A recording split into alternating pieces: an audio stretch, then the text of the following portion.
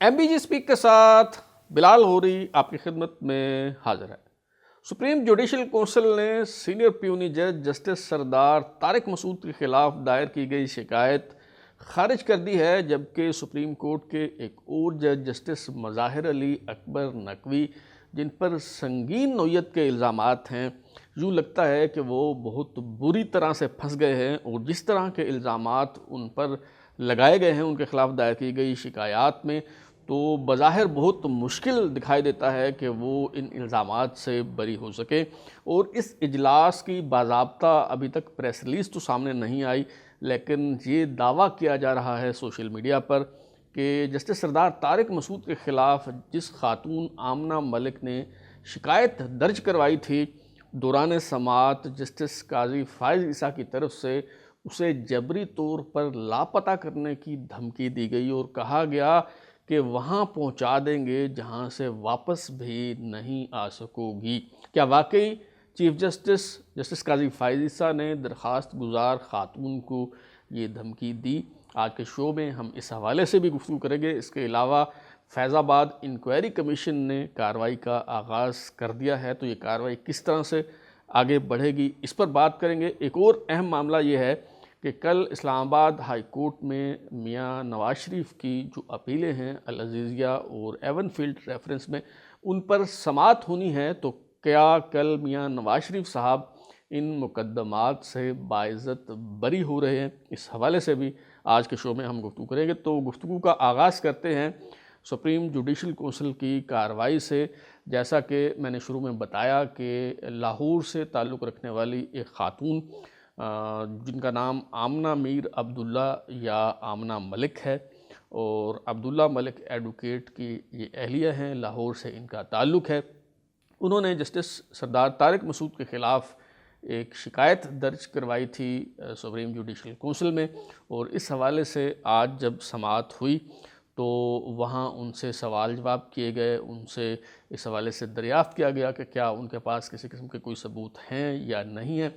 अभी supreme judicial council की जो कार्रवाई है उसकी बाज़ाब्ता तौर पे जो प्रेस रिलीज़ है वो तो सामने आएगी, लेकिन मतीउल्लाह जान ने उस खातून का इंटरव्यू किया और उस इंटरव्यू में जो सूरत हाल सामने आई वो बड़ी मज़ाक़ खेज़ किस्म की है। मैं कुछ चीज़ें जो है वो आपके सामने रखता हूँ। मिसाल के तौर पे उस खातून से दरियाफ़्त किया गया कि आपका मुकद्दमा क्या है, आपका इल्ज़ाम क्या है। वो बार बार ये कहते रहे कि मुझे इंसाफ नहीं मिला। क्या कोई आम शख्स उंगली नहीं उठा सकता, कोई आम शख्स सवाल नहीं कर सकता? बिल्कुल सवाल करें, शिकायत भी दर्ज कराएं, एहतसाब भी करें, लेकिन आपको कम से कम ये तो बताना चाहिए कि आपका इल्ज़ाम क्या है, चार्जशीट क्या है। तो बार बार मतीउल्लाह जान जो है उनसे दरियाफ़्त करते रहे कि आपकी शिकायत क्या है। तो इस पर उस खातून ने कहा कि जस्टिस सरदार तारिक मसूद पर 2,47,00,000 रुपए की लाइबिलिटीज़ थी।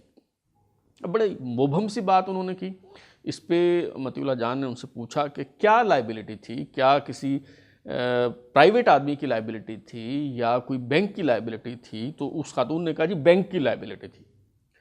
अब उनसे पूछा कि जी किस बैंक की? तो उन्होंने कहा कि जी अब इतनी डिटेल तो जो है वो मैं नहीं बता सकती। और इस पे उन्होंने अज़राए तफ़न्नुन मतीउल्लाह जान ने ये भी कहा कि कहीं ये कोई खुफिया बैंक जो है वो तो नहीं है।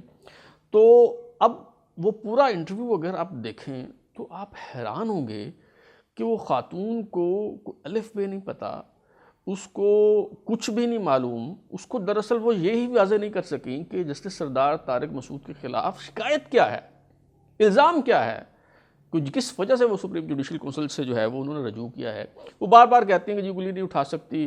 वो भाई उंगली जो है वो आप ज़रूर उठाएं, लेकिन अगर उंगली आपने उठाई है तो फिर आपको ये भी बताना चाहिए कि ये उंगली आपने क्यों उठाई है, किस वजह से उठाई है, और अपने इल्ज़ाम को साबित करने के लिए कुछ दस्तावेज़ात, कुछ सबूत, कुछ चीज़ें भी आपको जो है वो सामने जो है वो रखनी चाहिए। लेकिन कोई ऐसी चीज़ जो है वो उस खातून की तरफ से सामने नहीं रखी जा सकी। तो ये बाद में जब उन्होंने पूछा कि जी आपके शोहर कौन हैं और क्या करते हैं, वैसे ये पूरा आप इंटरव्यू देखें, मतीउल्लाह जान का जो यूट्यूब चैनल है MJ TV, उस पर आप देखें, बड़ा मज़ेदार किस्म का जो है वो ये इंटरव्यू है। तो उन्होंने जब पूछा कि जी आपके शोहर क्या करते हैं, तो उन्होंने बताया जी अब्दुल्ला मलिक मेरे शोहर का नाम है और वो एडवोकेट हैं और मैं उनकी अहलिया हूँ। अब ये अब्दुल्ला मलिक एडवोकेट जो हैं ये दरअसल सरदार लतीफ़ खोसा जब गवर्नर पंजाब थे तो ना सिर्फ उनके मशीर थे बल्कि उनके चैम्बर फेलो भी हैं और इनके बड़े ताल्लुकात भी हैं सरदार लतीफ़ खोसा के साथ। और सरदार लतीफ़ खोसा एडवोकेट जो हैं वो जस्टिस मज़ाहिर अली अकबर नकवी के वकील हैं, जो ये सुप्रीम जुडिशल काउंसिल में कार्रवाई को चैलेंज किया है जस्टिस मज़ाहिर अली अकबर नकवी ने सुप्रीम कोर्ट में, उसमें उनके जो वकील हैं वो सरदार लतीफ़ खोसा एडवोकेट हैं। तो अब अगर आप ये ताने बाने मिलाएं तो आपको पता चलेगा कि ये असल मामला है क्या। दरअसल जब जस्टिस मज़ाहिर अली अकबर नकवी के ख़िलाफ़ रेफरेंस जो है वो आया, उनके ख़िलाफ़ शिकायत आने लगी, तो उस वक्त चीफ जस्टिस उमर अता बंदयाल जो उन्हें बचाना चाहते थे और हर कीमत पर बचाना चाहते थे, उन्होंने ये जो आज कल बड़ा चर्चा है ना, जो कहा जा रहा है कि जी लेवल प्लेइंग फील्ड होनी चाहिए, तो ये लेवल प्लेइंग फील्ड किस तरह की मांगी जा रही है वो ज़रा मैं आपको बताता हूँ। तो लेवल प्लेइंग फील्ड मुहैया करते हुए जस्टिस मज़ाहिर अली अकबर नकवी को, या यूँ कहिए कि बैलेंसिंग इफ़ेक्ट के तहत उन्होंने जस्टिस सरदार तारिक मसूद के ख़िलाफ़ भी एक शिकायत दर्ज करवा दी, क्योंकि वो सुप्रीम जुडिशल काउंसिल के मेंबर थे, ताकि उन पे दबाव बढ़े कि जी अगर उनके खिलाफ रेफरेंस है तो फिर आपके खिलाफ भी जो है वो रेफरेंस है। और ये रेफरेंस किससे दायर करवाया जाता है? जो अब्दुल्ला मलिक एडवोकेट हैं, जो सरदार लतीफ़ खोसा एडवोकेट के मशीर हैं, उनके चैम्बर फेलो हैं, उनकी एहलिया आमना मलिक के ज़रिए ये रेफरेंस जो है वो ये दायर करवा दिया जाता है। तो उंगली आपने उठाई है तो आपको बताना तो पड़ेगा कि ये आपने उंगली किसके कहने पे उठाई, किसकी ख्वाहिश और फरमाइश पे जो है वो आपने ये सब किया। क्योंकि ये जो खातून है ये कहती हैं कि मैं टैक्स पेयर नहीं हूँ, और ये कहती हैं कि जी मेरी कोई प्रॉपर्टी नहीं है, ये कहते हैं कि मेरी जो सोर्स ऑफ इनकम है वो मेरे शोहर मुझे पॉकेट मनी देते हैं। और इस तरह की खातून जो है वो अचानक उठ के सुप्रीम कोर्ट के एक जज के ख़िलाफ़ शिकायत दर्ज करवा देती है, और जो टैक्स रिकॉर्ड है उस तक उसकी रसाई हो जाती है। तो ये सब कैसे हो जाता है? क्योंकि आप जानते हैं कि किसी भी शख्स के टैक्स रिकॉर्ड तक रसाई जो है वो हासिल नहीं की जा सकती। और इस हवाले से आपको याद होगा कि फैक्ट फोकस ने जब एक स्टोरी की थी साबिक army chief general Qamar Javed Bajwa और उनके अहल खाना के असासाजात के हवाले से, और उनका जो टैक्स रिकॉर्ड है वो सामने रखा था, और टैक्स रिकॉर्ड की रोशनी में ये बात इस्टेब्लिश की थी कि जितना अरसा ये आर्मी चीफ रहे हैं 6 साल के दौरान, उन्होंने और उनके अहल खाना ने कितना माल बनाया है। तो उस पर ना सिर्फ अहमद नूरानी बल्कि चंद दीगर सहाफ़ी भी जो हैं वो अभी तक मुकदमात भुगत रहे हैं। तो एक जर्नेल का जो टैक्स रिकॉर्ड है वो पब्लिक करने पे और उस तक रसाई हासिल करने पे जो है वो उससे सवाल करने के बजाय जो लोग हक़ाइक़ सामने लाते हैं उनके ख़िलाफ़ कार्रवाई की जाती है। लेकिन एक जज साहब जो हैं उनका टैक्स रिकॉर्ड कोई हासिल कर लेता है, और कौन हासिल कर लेता है? एक ऐसी खातून जो खुद टैक्स पेयर नहीं है, जिनकी कोई इनकम नहीं है, और जो कहती है कि मैं घरेलू खातून हूँ, और वो अचानक उठ के जो है वो एक जज के ख़िलाफ़ जो है वो रेफरेंस दायर कर देती हैं। तो ज़ाहिर है इस पर फिर सवालात तो उठते हैं, और सवालात उठने चाहिए। और यही सवालात जब सुप्रीम जुडिशल काउंसिल की कार्रवाई के दौरान और बाद में सहाफ़ियों ने उनसे ये सवालात किए तो वो इस पर शिकवा करती नज़र आई कि जी देखें, उनका हिसाब करने के बजाय मेरा हिसाब आप करना शुरू कर दिया आपने। भाई पहले आपसे सवालात पूछे जाएंगे, आप अगर सवालों पे मुतमईन करेंगी तो फिर आप बात जो है वो आगे बढ़ेगी। लेकिन जो बहुत संगीन मामला है और बड़ा जिसको सीरियस लिया जाना चाहिए वो ये है कि मुबैना तौर पर यह कहा जा रहा है कि जी जस्टिस काजी फाइज़ ईसा ने सुप्रीम जुडिशल काउंसिल की कार्रवाई के दौरान इस खातून यानी आमना मलिक को धमकाया, उन्हें जबरी तौर पर गुमशुदा करने की जो है वो धमकी दी, और कहा कि वहाँ भेज दूंगा जहाँ से वापस भी नहीं आ सकेंगी। आप ट्वीट इस वक्त जो है वो देख रहे हैं, ये कुछ लोग जो हैं वो डिजिटल मीडिया पर उन्होंने ये दावा किया और ये तासुर देने की वो कोशिश कर रहे हैं कि जस्टिस काजी फाइज़ ईसा की तरफ से इस खातून को धमकाया गया है, उन्हें जबरी तौर पे लापता करने की जो है वो धमकी दी गई है। और एक साहब ने तो बल्कि ये लिखा कि बिल्कुल काजी फाइज़ ईसा साहब जो हैं वो अगवा कर सकते हैं, क्योंकि इस वक्त उनकी 5 घी में हैं। मैंने इस हवाले से जो मुतअद्दिद अफराद के साथ रब्ता किया और ये जानने की कोशिश की कि आया सुप्रीम जुडिशल काउंसिल की कार्रवाई के दौरान या किसी भी मौका पर किसी भी जज साहब ने क्या इस खातून को कोई ऐसी धमकी दी कि जहाँ वहाँ भेज देंगे जहाँ से आप वापस भी नहीं आ सकेंगे। मेरी मालूमात के मुताबिक चीफ जस्टिस काजी फाइज़ ईसा दरकिनार सुप्रीम जुडिशल काउंसिल के किसी मेंबर ने, किसी जज ने इस खातून से इस लहजे में बात नहीं की। हाँ, उनसे सख्त सवालात ज़रूर किए गए और ये सख्त सवालात जो हैं वो करने चाहिए। वो होते हैं प्रोसीडिंग्स के दौरान, लेकिन किसी जज साहब ने जो है वो ये नहीं कहा कि हम आपको वहाँ भेज देंगे जहाँ से आप वापस नहीं आ सकेंगी। तो ये जो लोग दावा कर रहे हैं वो किस बुनियाद पर ये दावा कर रहे हैं और सुप्रीम कोर्ट के चीफ जस्टिस पर जो है वो क्यों ये बहतान लगाया जा रहा है और ये प्रोपेगेंडा जो है वो किया जा रहा है। मेरा ख्याल है कि इस हवाले से बहुत हो चुका, अब इस पे जो है वो कोई कार्रवाई करनी चाहिए। अगर तो चीफ जस्टिस साहब ने ये बात फरमाई है तो फिर उनका मुहासबा होना चाहिए, लेकिन अगर उन्होंने ये बात नहीं कही तो जो लोग ये दावा कर रहे हैं कि ये बात कही गई है, जो लोग ये इल्ज़ाम लगा रहे हैं, फिर उनके खिलाफ जो है वो एक्शन होना चाहिए, उनके खिलाफ जो है वो कार्रवाई होनी चाहिए। तो जैसा कि मैंने बताया कि जस्टिस सरदार तारिक मसूद के खिलाफ शिकायत जो है वो खारिज हो गई है। अब ज़ाहिर है खारिज ना होती तो क्या होती, उस खातून का आप इंटरव्यू सुने, उन्हें पता नहीं है कि इल्ज़ाम क्या लगा रही हैं, वो उनकी शिकायत क्या है, उनका मुकदमा क्या है।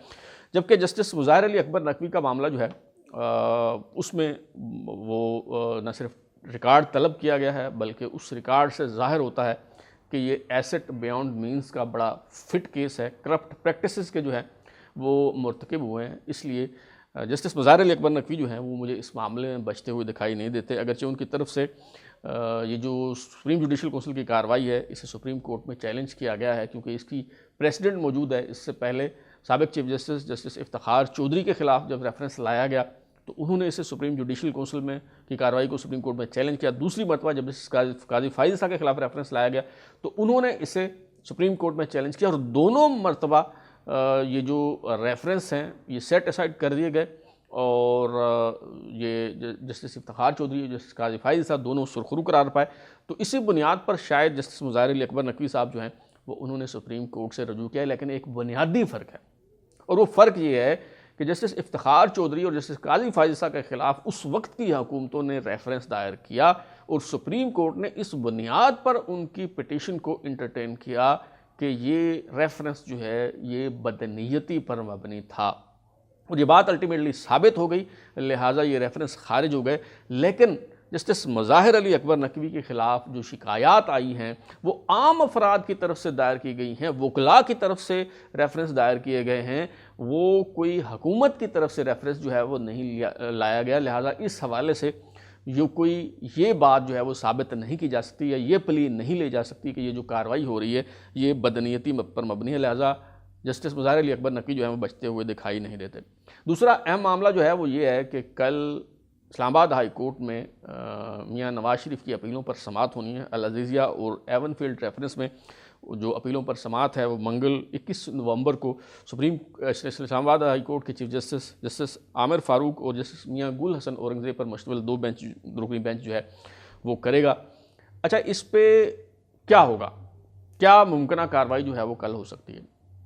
अगर तो नैब जो है वो परसू करती है और वो कहती है कि जी हम लड़ेंगे, हम दलाइल देंगे और ये मुकदमा जो बनाया गया था, ये रेफरेंस जिसमें सज़ा हुई है बिल्कुल ठीक है और इससे बरी नहीं करना चाहिए मियां नवाज शरीफ को, तो तब भी ये जो मुकदमात हैं 2-3 समाअतों के बाद ही ये ख़त्म हो जाएंगे, ये सज़ाएँ कलअदम हो जाएंगी और मियां नवाज शरीफ जो हैं वो बाइज़्ज़त बरी हो जाएंगे। इसलिए कि इससे पहले जब मरियम नवाज़ और कैप्टन सफदर की बरियत का फ़ैसला हुआ और उस जजमेंट में जो बातें लिखी गई हैं तो उससे उस वक्त भी मैंने कहा था कि ये दरअसल मियां नवाज शरीफ की बरियत है, वो इस वजह से कि वो मुल्क के अंदर नहीं है, अगर वो मुल्क के अंदर मौजूद होते तो वो भी इन मुकदमात में बरी हो जाते।